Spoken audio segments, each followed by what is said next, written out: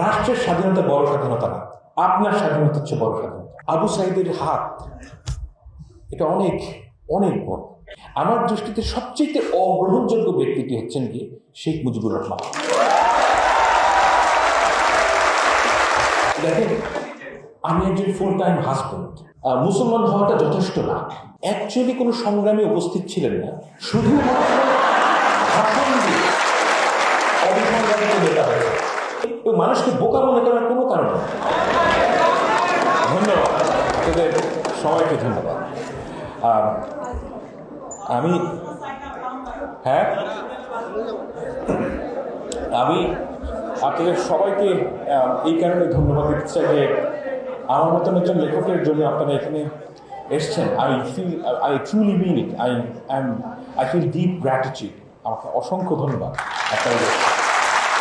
আমি সত্যি মনে করি যে আমি বাংলাদেশের মানুষের যে ভালোবাসা পেয়েছি রাস্তাঘাটে, এর এক ভাগ ভালোবাসা যদি একজন মানুষ পান তার জীবনে, আই উড কনসিডার যে তার জীবনটা সার্থক।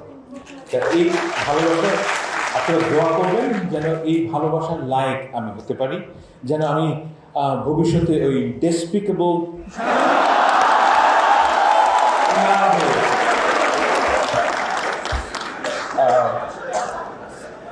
এখানে একটা কথা বলার প্রয়োজন যে আমি অনেক জায়গায় খেয়াল করেছি যে আমার প্রসঙ্গে এবং আমাদের সবার প্রসঙ্গে কথা বলতে গেলে একটি অতিরঞ্জন হয়।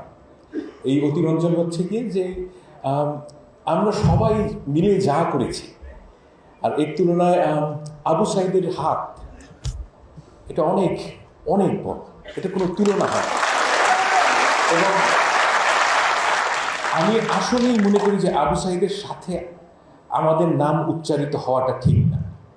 তারা যেই আত্মত্যাগ করেছেন তাদের জন্য আজকে আমি এখানে দাঁড়াতে পারছি, বাংলাদেশের ছাত্র জনতা। যদি তারা এই আত্মত্যাগ না করতেন তাহলে আমরা অন্তত আমি এবং জিয়া ভাই এখানে, ফায়েজ ভাইও এখানে দাঁড়াতেই পারতাম না। আমি সত্যি আমি এটা বলার জন্য বলছি না, I'm absolutely thankful to you all. অসংখ্য ধন্যবাদ।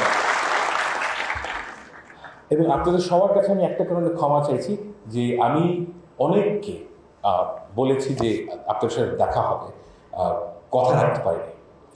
আমি এই চরিত্রের মানুষ না, কিন্তু আমি আসলেই পারিনি। আপনাদের সবার কাছে ক্ষমা চাইছি।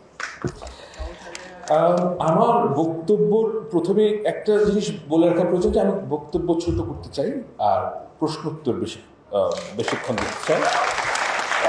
দেখেন, আমি একজন ফুল টাইম হাজব্যান্ড।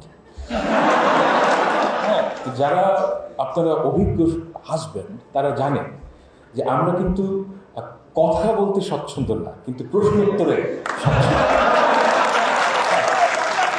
আমি আমার অভিজ্ঞতা কাজে লাগাতে চাই। আমি প্রথমেই একটা দার্শনিক প্রশ্নের কথা বলবো যে আমি কে। এটা আমাদের সবার জীবনে একটা খুব গুরুত্বপূর্ণ প্রশ্ন, আমি কে। এখন আমার ক্ষেত্রে এই প্রশ্নের উত্তর হচ্ছে যে অনেকভাবে এই প্রশ্নের উত্তর দেওয়া যায়। যেমন ধরেন, আমি একজন পিতা, আমি বাংলাদেশি, আমি হিন্দুস্তানি মুসলমান, আমি বাঙালি এবং আমি অস্ট্রেলিয়ান। এই প্রত্যেকটা প্রশ্নের প্রত্যেকটা যে উপাদান আমার পরিচয়, প্রত্যেকটি কিন্তু গুরুত্বপূর্ণ। আমি কোনোটাকেই কখনোই অস্বীকার করি না। কিন্তু একটা ব্যাপার আপনাদেরকে বুঝতে হবে যে আমরা যখন ইন্টারাক্ট করি সমাজের মধ্যে, আমাদের একটা অজুহাতের প্রয়োজন হয় যে আমি আপনার সাথে সংযুক্ত হতে চাই, আমি আপনাদের সবার সাথে সংযুক্ত হতে চাই, সেজন্য একটা সম্প্রীতি তৈরি করতে চাই, এবং সেজন্য আমাদের কিছু অজুহাতের প্রয়োজন হয়। এই অজুহাতের যে প্রয়োজন, এটি কিন্তু সব সময় সবকালে ছিল, এবং এই প্রয়োজন থেকেই আমরা আমাদের যে পরিচয়, সেই পরিচয় থেকে আরো বড় স্ফেয়ারে চলে আসি। এখন আমাদের যে জাতীয়তাবাদের উদ্ভব কিংবা ধর্ম এই প্রশ্নটার উত্তর দেয় যে আমাদের যে একের সাথে অপরের যে পরিচয়, যে সম্প্রীতি, যে সদ্ভাব, এর অজুহাত প্রয়োজন।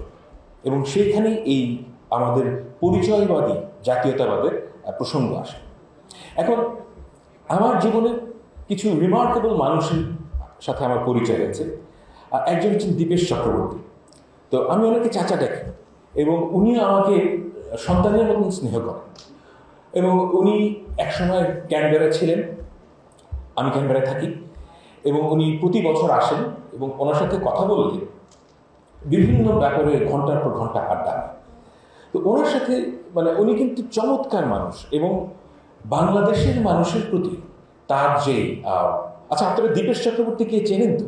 মানে উনি খুব নাম করা মানুষ, উনি একজন ঐতিহাসিক এবং আমার বিচারে ভারতবর্ষের সবচেয়ে লিডিং একাডেমিকদের মধ্যে যদি 10 জনের একটা লিস্ট করা হয়, উনি তার মধ্যে থাকবেন। উনি এতটাই বিখ্যাত। কিন্তু ওনার সাথে কথা বললে আপনার মনে হবে যে একদম মাটির মানুষ।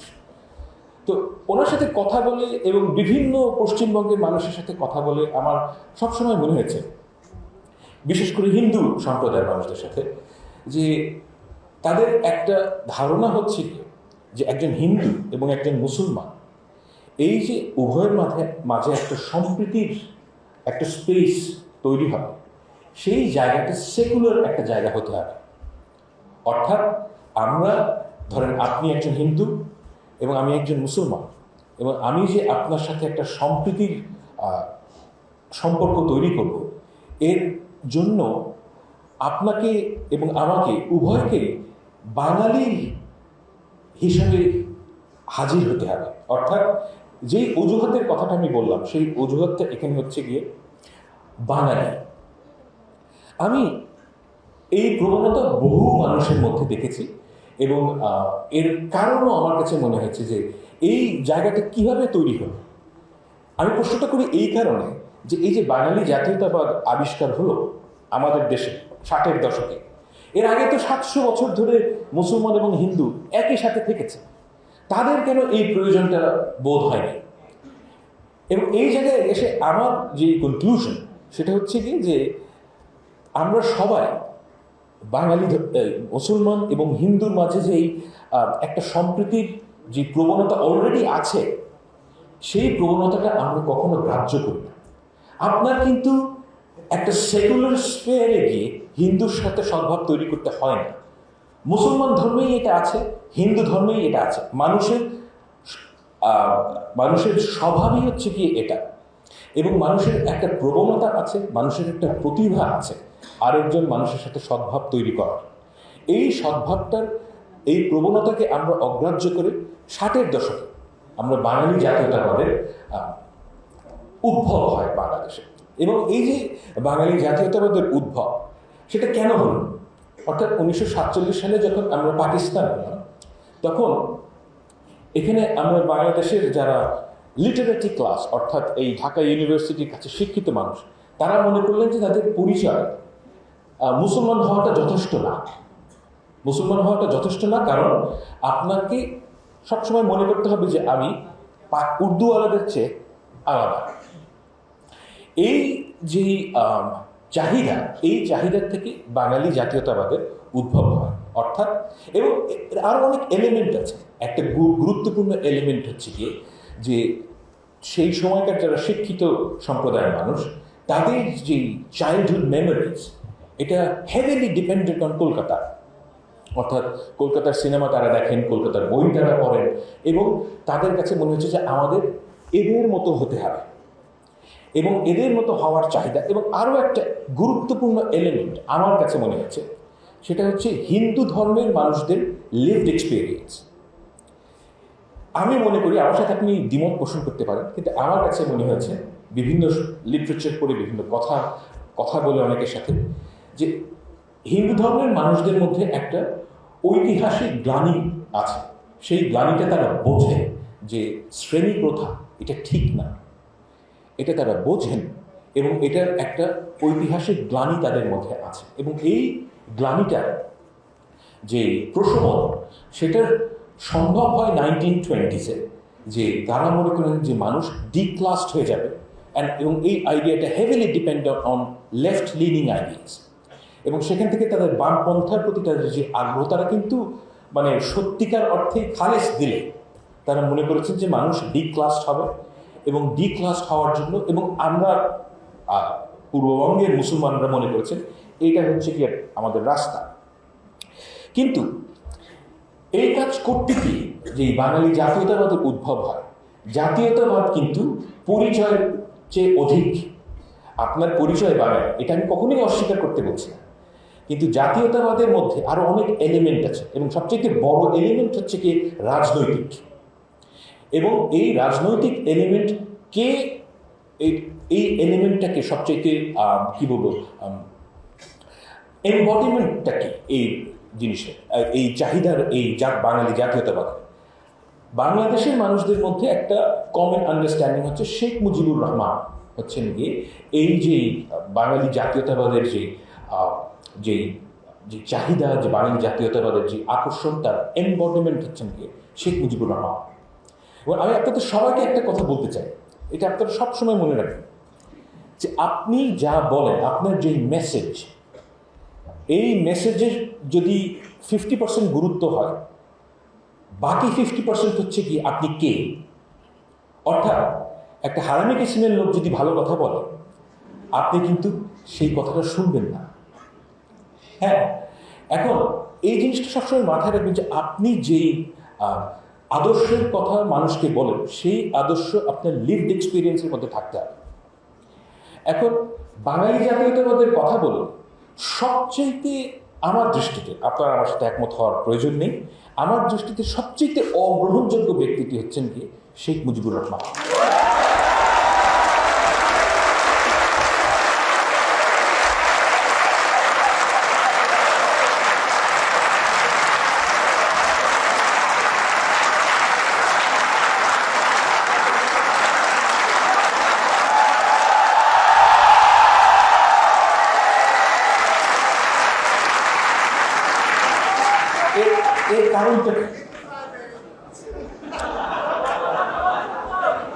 এর কারণটা কি?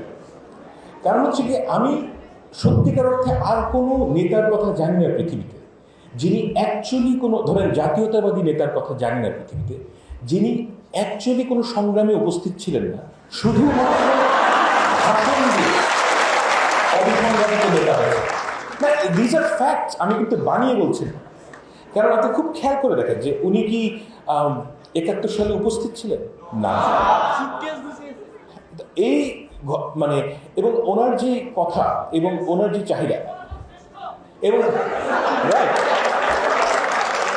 এবং উনি যখন ক্ষমতা পেয়েছেন তখন উনি একজন স্বৈরশাসকে পরিণত হয়েছেন এবং ওনার অপশন ছিল স্বৈরশাসক না হওয়া, এবং সেটা তিনি হয়েছেন স্বেচ্ছায়, বাদশাহ কায়েম করেছেন। এবং এই ধরনের মানুষকে যখন আপনি একটি আদর্শবাদের, বাঙালি জাতীয়তাবাদ এক ধরনের আদর্শবাদ, এই আদর্শবাদের যারা যদি আপনি পোস্টার বয় করেন, তখন আপনি যে ভুলটা করেন সেটা হচ্ছে আপনি ভুল মেসেজিং দেন। আমাকে যদি আপনি বলেন যে সালাফি ইসলামের মেসেজিং করতে, আমি যদি সেটা করা শুরু করি, সেটা যত ভালো কথাই হোক, আপনারা কেউ সেটা গ্রাহ্য করবেন না। কেন? কারণ আমি সালাফি ইসলাম আমি পালন করি না। অর্থাৎ আমি নামাজ কালাম করি, আমি একজন মুসলমান, কিন্তু আমি ওই দ্যাট পার্টিকুলার যে ফিলসফি, সেই ফিলসফির সাথে আমার জীবন যাপনের কোনো সম্পর্ক নেই। তাই আপনি আমাকে অবশ্যই, এবং মানুষকে বোকা মনে করার কোনো কারণ নেই। প্রতিটা মানুষ খুব ভালো করে বোঝেন যে একজন মানুষ কি, তার লিভড এক্সপিরিয়েন্স কি, আর সে কি বলে। যখনই এখানে পার্থক্য আসবে, আপনাকে সেই মানুষটি অগ্রাহ্য করবে। বাঙালি জাতীয়তাবাদের সবচাইতে বড় সমস্যা গত 15 বছর আমরা যেটা দেখেছি, সেটা হচ্ছে কি দি আদারিং হচ্ছে কি এরকম, যে একটা খুব ছোট গ্রুপের মানুষ, শেখ হাসিনা, এই ধরনের একটা দুর্বৃত্ত পরায়ণ একটা গ্রুপ অফ পিপল, যারা অ্যাবসলিউটলি, যারা সার্বক্ষণিকভাবে মিথ্যা কথা বলছে। এবং শেখ হাসিনা এমন একজন মানুষ, উনি যদি বলেন যে আজকে শনিবার, আমি ওটাও বিশ্বাস করি। আমি আসলে মনে করি না যে উনি ওনার অন্ততপক্ষে শেষ 15 বছরের জীবনে, মানে অর্থাৎ লাস্ট 15 ইয়ার্স, উনি কোনো একটা দিন একটাও মিথ্যা কথা বলেন না। এরকম কোনোদিন আমার মনে হয় যায় না। অ্যাবসলিউটলি প্যাথোলজিক্যাল লাই।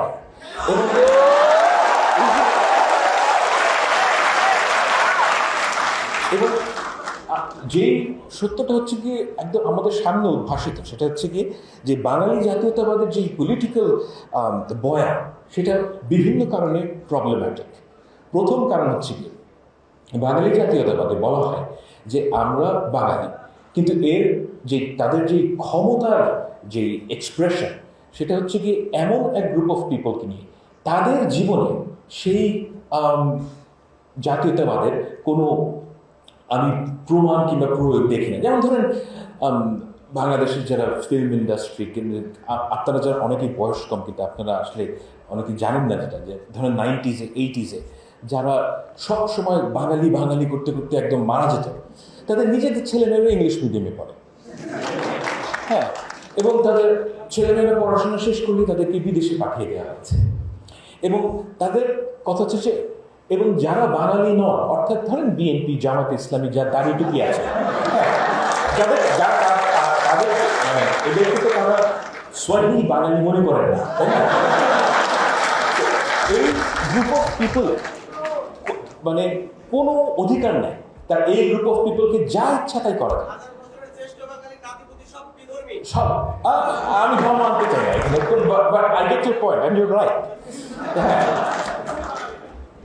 এখন এই যে আদারিংয়ের কারণে কি হয়েছে, যে সমাজে অ্যাকচুয়ালি যে বাঙালি জাতীয়তাবাদ যা করতে চেয়েছে, অর্থাৎ সমাজের মানুষকে একাট্টা করা, সেটা করতে ব্যর্থ হয়েছে এবং বাঙালি জাতীয়তাবাদ ফেল করেছে।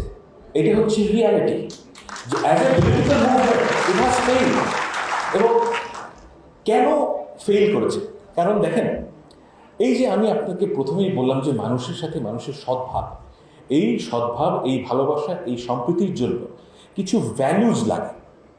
সেই ভ্যালুজের মধ্যে আমি সবসময় সবাইকে বলি, দেখেন আপনি কেমন মানুষ, আমি এটা কখনোই আপনার ডিগ্রি দিয়ে মানি না। To me it is irrelevant. আপনার কতগুলো ডিগ্রি আছে, কতগুলো আপনার বাবার কত টাকা আছে, কিংবা আপনি কি কি করেছেন না করেছেন, এর চাইতে অনেক গুরুত্বপূর্ণ একটা বিষয় হচ্ছে কি 500 বছর আগে একজন সাধারণ মানুষ আপনাকে কি একজন ভালো মানুষ হিসেবে গ্রহণ করবেন নাকি না?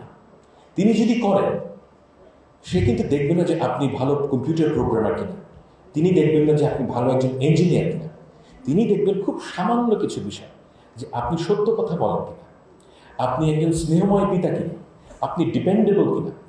এই যে ভ্যালুসগুলো মানুষের মধ্যে, এই ভ্যালুসগুলো টাইমলেস, সব কালে সব জায়গায় ছিল। এবং এই ভ্যালুসগুলো বাঙালি জাতীয়তাবাদ ধারণ করতে পারে না, ধারণ করতে পারে না দেখে এই অ্যাজ এ পলিটিক্যাল মুভমেন্ট এটা ফেল করেছে। আপনি দেখেন যে বাঙালি জাতীয়তাবাদের যারা ক্ষমতার কেন্দ্রে ছিল, তারা কারা ছিল? এই যে সালমান এফ রহমান, কি দম্ভ ছিল লোকটার, বাবারে বাবা, ধরাকে সরাগান করতেন। এই যে আমি মানিক, এক্স্যাক্টলি, আমি এই যে আমার এত দুঃখ লাগতো যে একটা মানুষের এত দম্ভ হবে কেন। এবং আমি ব্যক্তিগতভাবে খুব একেবারে হিংস্র মানুষ না, কিন্তু সালমান এফ রহমান যখন অপদস্থ হন, আমি এর মধ্যে শান্তি খুঁজে পেয়েছি।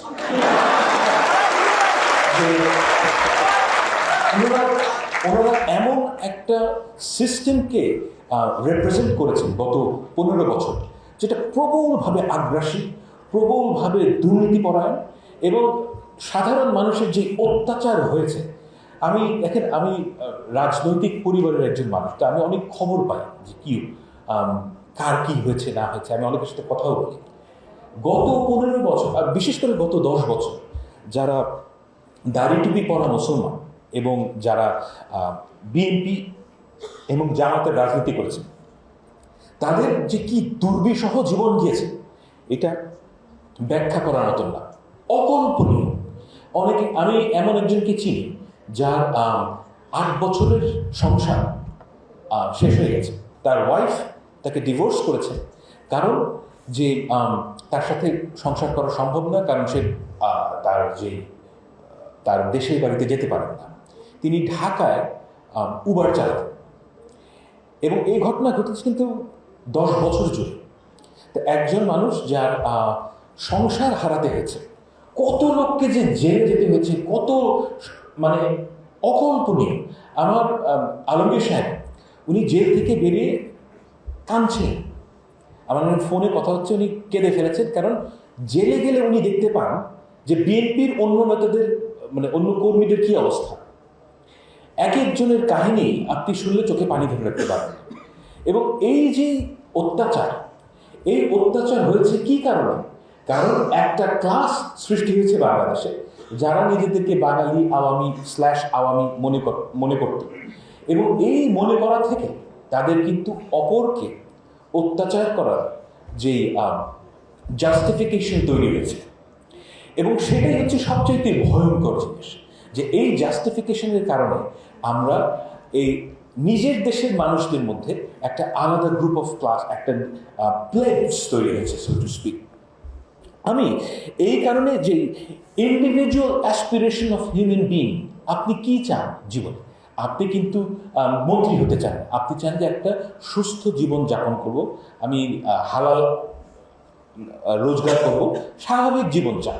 এই যে একটা মানুষের স্বাভাবিক জীবন চাওয়ার যে অ্যাসপিরেশন, এই অ্যাসপিরেশনের ক্ষেত্রে বাঙালি জাতীয়তাবাদ কি এটাকে ধারণ করেছে, না এই অ্যাসপিরেশনকে প্রতিহত করেছে?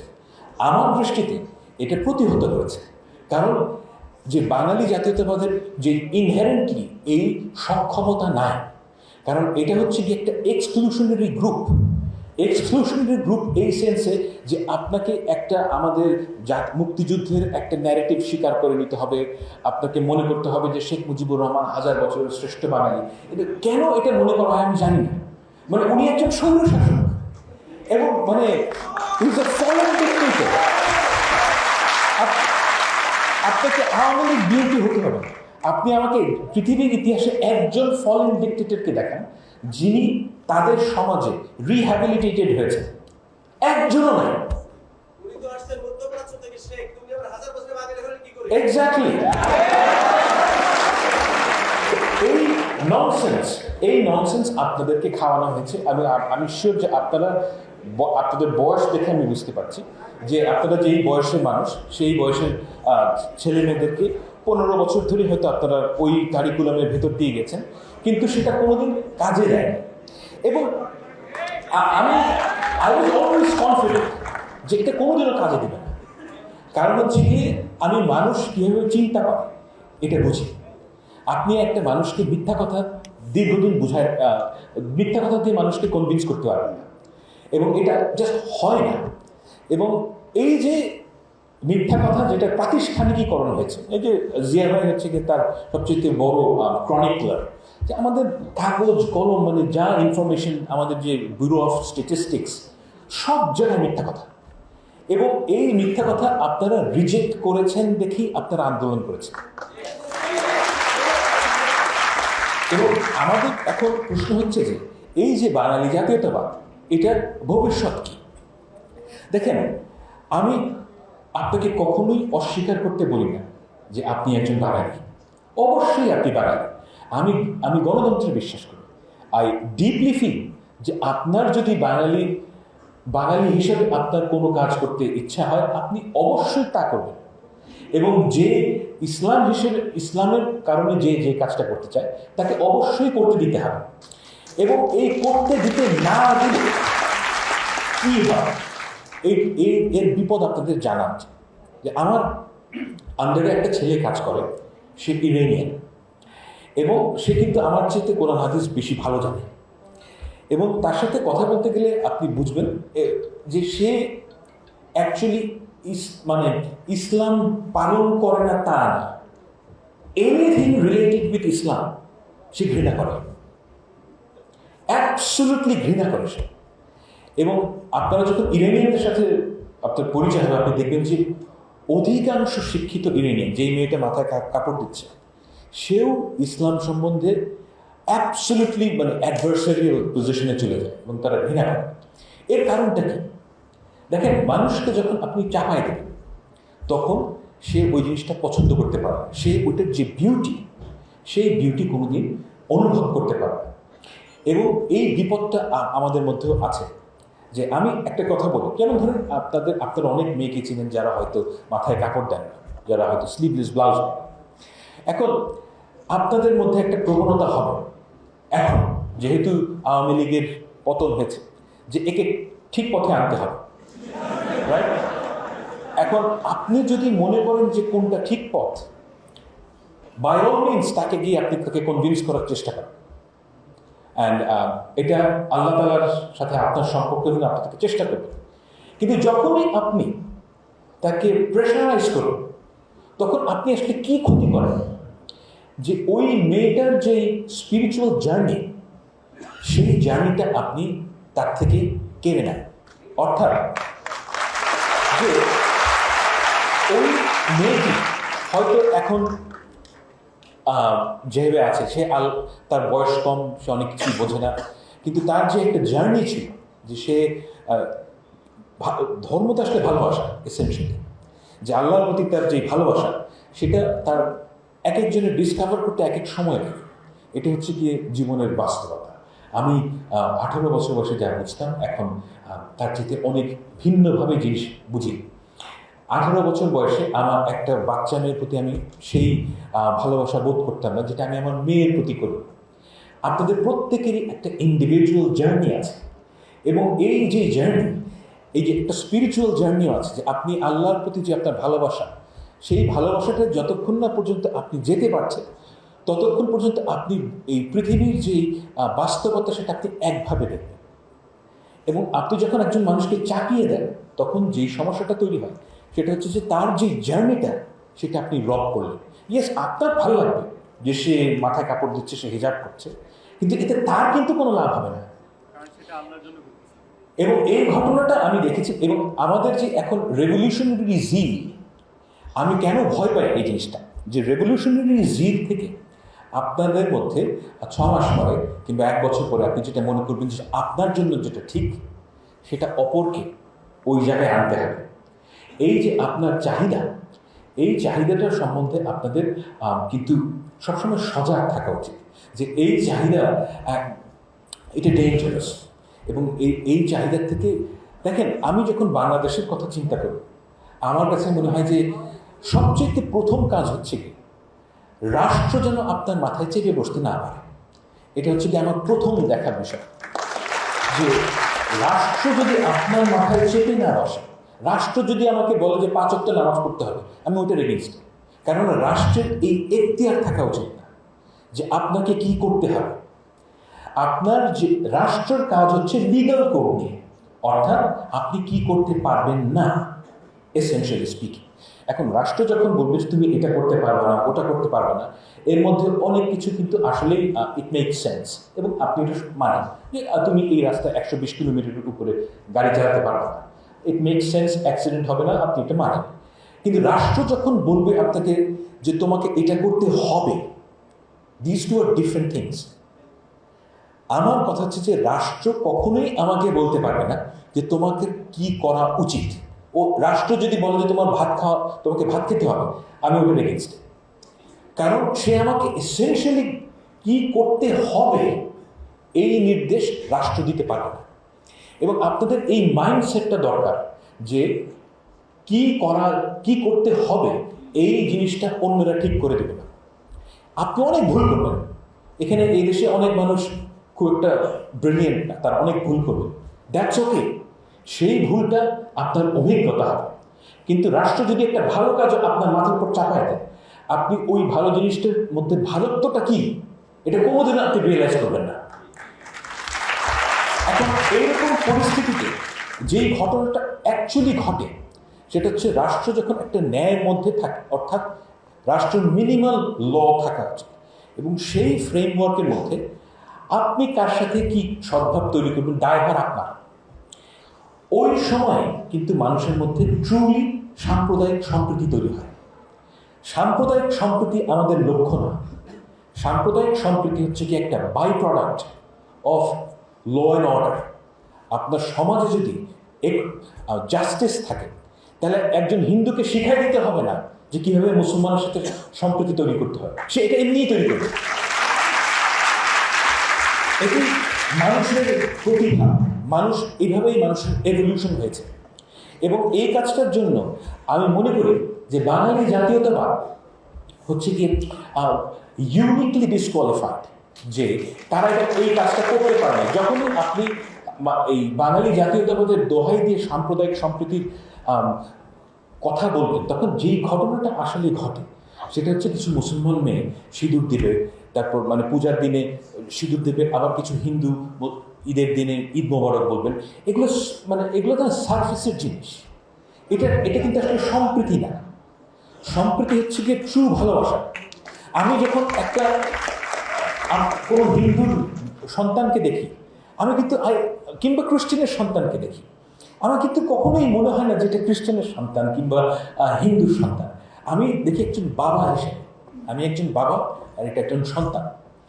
এই যে মনোভাব, এই মনোভাব কিন্তু মানুষের মধ্যে, এটা কিন্তু কোনো অ্যাডভান্সড কিংবা সফিস্টিকেটেড মনোভাব না।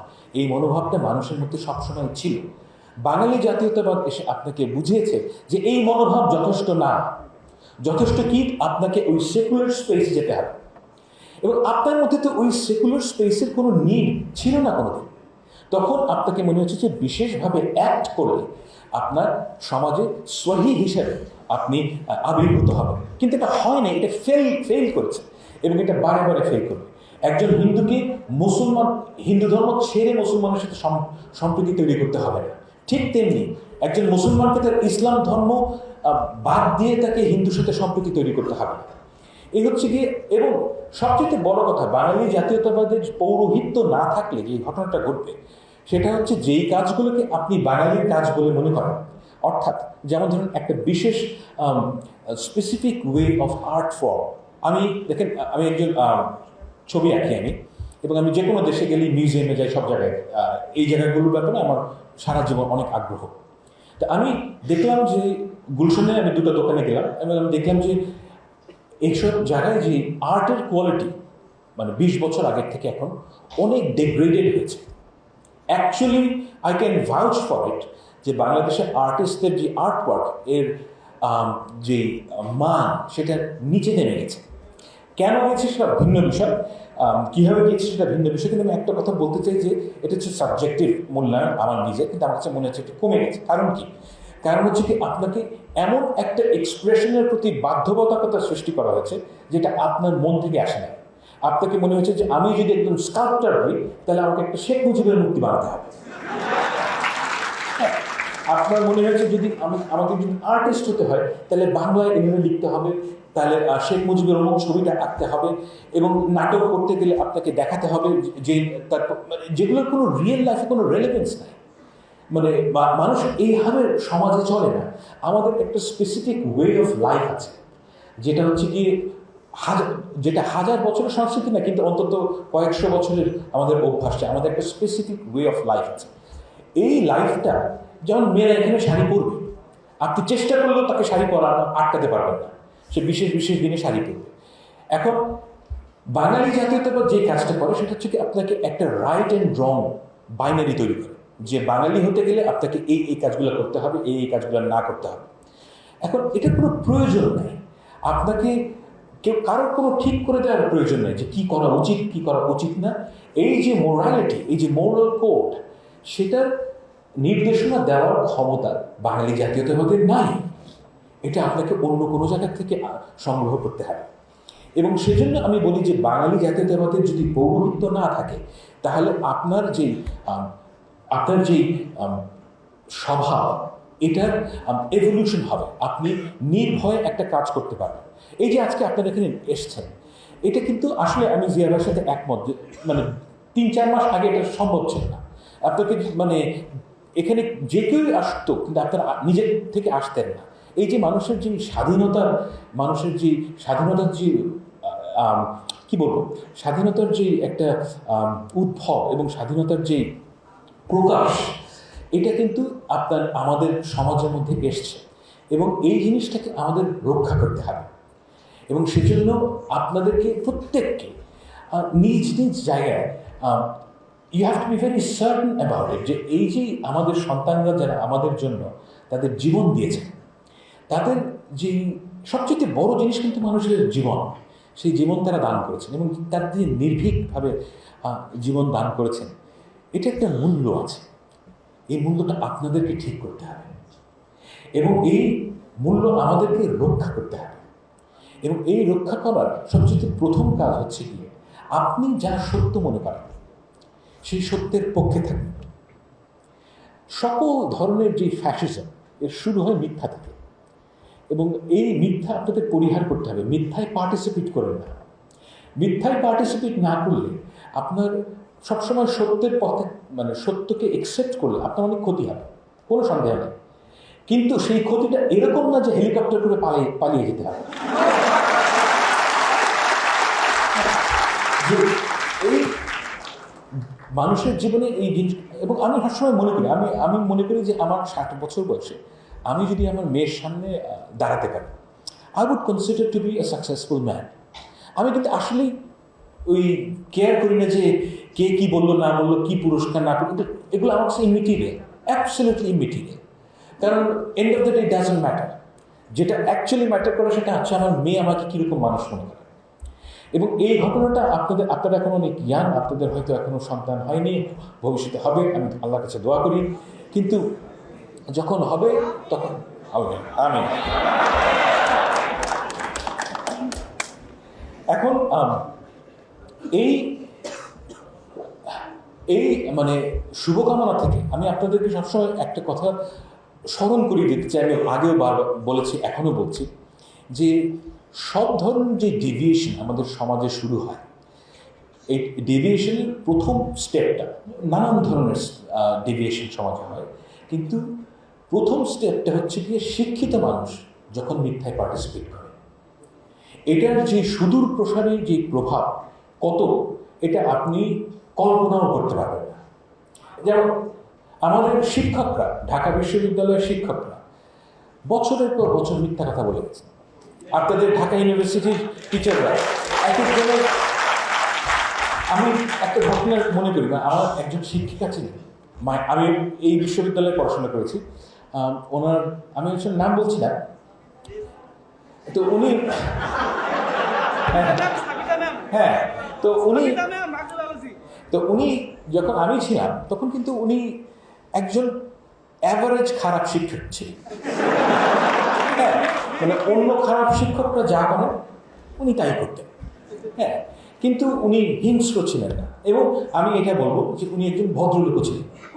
হ্যাঁ, কিন্তু আমি পরে শুনি কি যে 2-3 বছর আগে শুনি যে উনি একদম ভয়ানক শেখ হাসিনার মতন হয়ে গেছে। হ্যাঁ, মানে খাতাটা পরীক্ষার হলে কাউকে পছন্দ না হলে খাতা টেনে নেবেন, ছিঁড়ে ফেলবেন খাতা, এই ধরনের হিংস্র কাজ করা শুরু করেছে।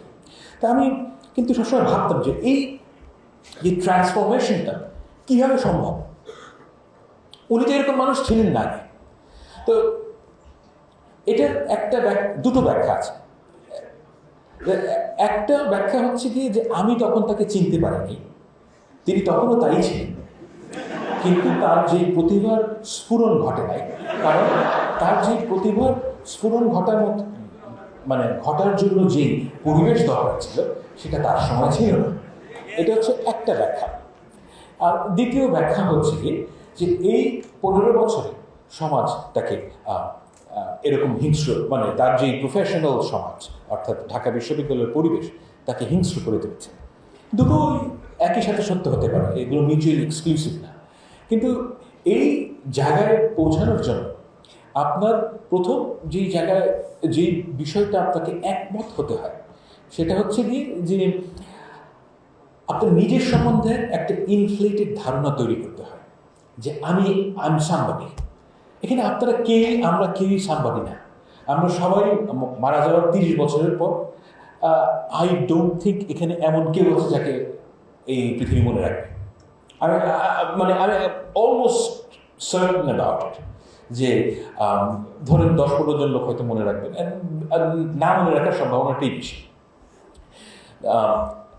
কিন্তু আপনাকে এই পৃথিবীতে জীবন ধারণ করার জন্য একটা inflated idea about your self তৈরি করতে হয়, যেটা হচ্ছে এসেনশিয়ালি একটা মিথ্যা কথা।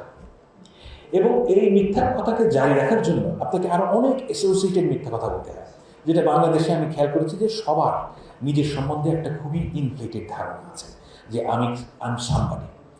এবং এটা কিন্তু ক্ষতিকর, এটা দীর্ঘমেয়াদী ক্ষতিকর এই কারণে যে আপনি আপনার নিজের সম্বন্ধে এমন এক্সপেকটেশন তৈরি করেন যেটা সমাজে জারি রাখা সম্ভব না।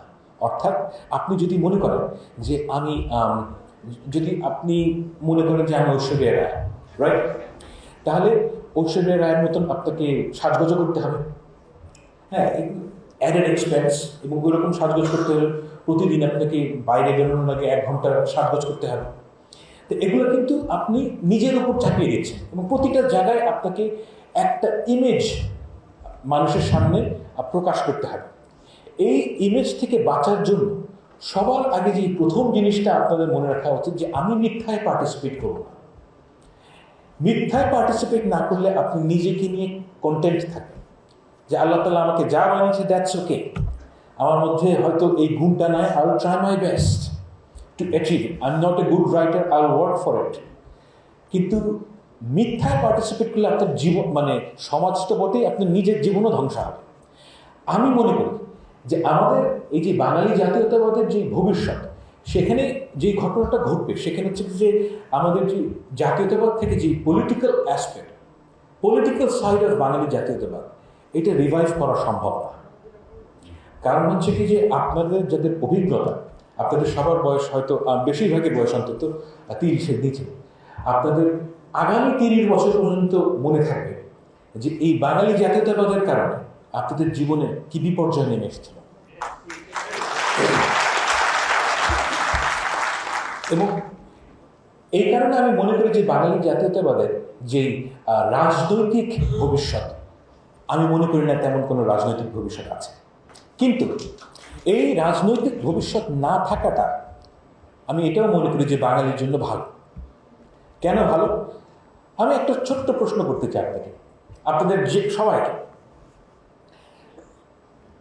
আমাদের 2024 কিছুক্ষণের জন্য ভুলে যান, ঠিক আছে? 2024 আমি ভুলে যাচ্ছি।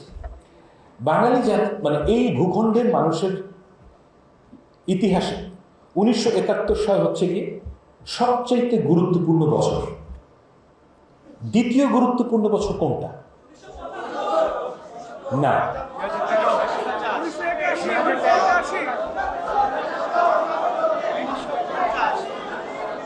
আচ্ছা, আমি আমার উত্তরটা দিই। আমি আপনাদেরকে আমার উত্তরটা দিই। আমার উত্তর হচ্ছে 1575 সাল। এর কারণ কি? এর কারণ হচ্ছে কি, আমি কেন বাঙালি জাতীয়তাবাদী ন্যারেটিভকে একটা প্রশ্ন করতে হয়, কারণ আপনাকে বোঝার, আমি আমার মতামতটা কেন এটা আমি বলছি। 1575 সালে মুনিম খান অর্থাৎ মোগল জেনারেল, উনি 12 ভূঁইয়াকে পরাস্ত করে বেঙ্গল অর্থাৎ ইস্ট বেঙ্গলে প্রবেশ করেন। না, আমাদের পপুলার কালচারে বলা হয়ে থাকে যে ইসাখার পরাজয় অর্থাৎ 12 ভূঁইয়ার স্বাধীন সুলতানদের পরাজয়ের কারণে আমরা স্বাধীনতা হারাই। কিন্তু রিয়ালিটি হচ্ছে কি কমপ্লিটলি ডিফারেন্ট। আমি আপনাকে বোঝাতে সক্ষম হব। আমি কেন বলছি 1575 সবচেয়ে গুরুত্বপূর্ণ বছর? কারণ আমাদের যে বেঙ্গল অর্থাৎ পূর্ববঙ্গের অধিকাংশ জায়গা, অর্থাৎ আপনি যদি মাঝখান দিয়ে রাফলি স্পিকিং, আপনি যদি মাঝখান থেকে একটা দাগ কাটেন বাংলাদেশের, এর যে নিচের অংশ, এই জায়গায় জঙ্গল এবং সোয়াম্পি ল্যান্ড ছিল। এবং মানে মুঘলদের একটা মানে স্টেটেড লক্ষ্য ছিল যে আমরা এখানে গিয়ে এই জঙ্গল কাটবো, কেটে কৃষি জমি তৈরি করব। এবং কৃষি জমি তৈরি হওয়ার ফলে মানে 1570-এর দিকে টোডারমল বলে একজন খুব নাম করা মন্ত্রী ছিলেন আকবরের। তো উনি একটা রেন্ট রোল তৈরি করেছেন, অর্থাৎ বেঙ্গলে প্রত্যেক কত টাকা রেন্ট মানে কর আসে। এবং এই দ্বিতীয়বার এটা হয় ঠিক 100 বছর পরে। দেখা যায় যে আজকে যেই অঞ্চলটাকে আমরা পশ্চিমবঙ্গ বলি, অর্থাৎ মেদিনীপুর, গৌড়, এই জায়গাগুলো, এই জায়গায় রেন্ট কমে যায় 100 বছর, আর রেন্ট বাড়ে হচ্ছে কি আমাদের অঞ্চলে। এখন আমাদের দেশের যে মুসলমান সম্প্রদায়, এই সম্প্রদায় কখনোই তৈরি হতো না। আচ্ছা, কখনোই তৈরি হতো না এটা আমার হয়তো ভুল আছে, আপনার তৈরি না হওয়ার সম্ভাবনাটা বেশি ছিল যদি না তারা এই কাজটা করতেন। এর একটা চমৎকার প্রমাণ আছে যে এই বেঙ্গলে প্রচুর ইউরোপিয়ান পর্যটক এসছেন, এবং প্রথম যেই পর্যটক গ্রামীণ মুসলমান সম্প্রদায়ের উল্লেখ করেন সেটা হচ্ছে 1620 সালে। এর আগে অনেকে এসছেন বাংলাদেশ মানে পশ্চিমবঙ্গে এবং পূর্ববঙ্গে, তখন এটা পুরোটাই বেঙ্গল। তো কিন্তু একজনও এবং অনেকেই মুসলমানদের সম্বন্ধে অনেক কথা বলেছেন, হিন্দুদের সম্বন্ধে অনেক কথা বলেছেন, কিন্তু কোনো গ্রামীণ মুসলমান সম্প্রদায় উল্লেখ করেননি। এই যে গ্রামীণ মুসলমান সম্প্রদায় তৈরি হলো, যাদের উত্তরসূরি আমরা সবাই, এটা কখনোই সম্ভব হতো না যদি না মুঘলরা বেঙ্গলে আসতেন। এখন এই যে ন্যারেটিভ, এটা কিন্তু আমাদের সম্পূর্ণ অনুপস্থিত। এত বড় ঘটনা ঘটলো, কিন্তু আমাদের কনসিয়াসনেসের মধ্যে এই জিনিসগুলো নাই। এই জিনিসগুলো নাই কারণ হচ্ছে কি, আমরা এমন একটা জাতীয়তাবাদী প্রকল্পের ভিতরে ছিলাম গত 15 বছর, যে আমাদের জাতির ইতিহাস কি, এবং সেই আমাদের মানুষের যে অ্যাসপিরেশন, কালেকটিভ উইল কি, এটা সম্বন্ধে আমরা আবিষ্কার করতে পারি। তো আমি আপনাদেরকে অনুরোধ করব যে আমাদের যে ভবিষ্যৎ, সেই ভবিষ্যতে যদি আপনি যেতে চান, এখানে নানান বিষয় আসবে। তবে একটা কথা আপনাদের মনে রাখতে হবে, যে স্বাধীনতা জিনিসটা দীর্ঘস্থায়ী জিনিস না। এই সেন্সে যে আপনি যদি এটাকে রক্ষা করার জন্য আগ্রহী না হন, আপনারা যদি এটাকে রক্ষা করার জন্য সব কিছু ত্যাগ করতে রাজি না হন, তাহলে এই স্বাধীনতা থাকে না।